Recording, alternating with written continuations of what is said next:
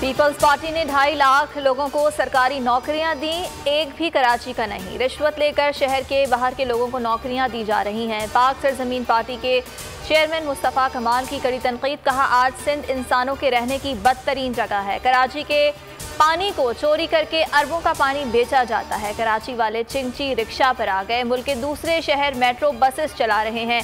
सिंध में तालीम पर 2300 अरब रुपए खर्च किए गए। 70 लाख बच्चे स्कूल से बाहर हैं। लोगों को कुत्ते काट रहे हैं। एंटी रेबीज वैक्सीन नहीं मिल रही।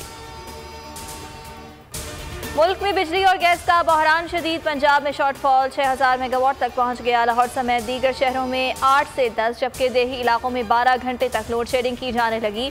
शदीद गर्मी में शहरियों का पारा हाई। बलोचिस्तान में यौमिया 18 घंटे बिजली गायब रहने लगी।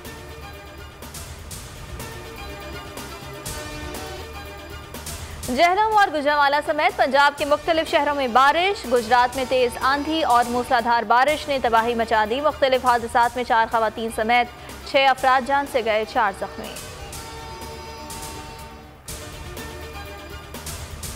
मुल्क में कोरोना केसेस की शरह में इजाफा। 24 घंटों में मोहलिक वायरस से 34 अमवात, 1400 नए केस रिपोर्ट। कोरोना मुस्बत केसेस की शरह 2.91% हो गई। मजीद 957 अफराद कोरोना को शिकस्त देकर सेहतयाब हो गए।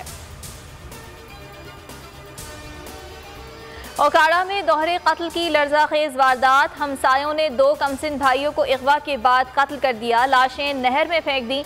पुलिस ने सीसीटीवी फुटेज की मदद से दोनों मुल्जिमान को गिरफ्तार कर लिया।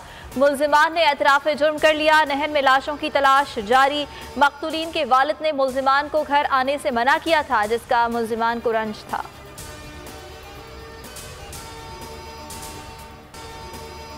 और कनाडा के शहर कैलगरी में पाकिस्तानी निजात फैमिली के घर में आग लग गई। अफसोसनाक वाक़े में 4 बच्चों समेत 7 अफराद जाँ बहक, 4 जख्मी हैं।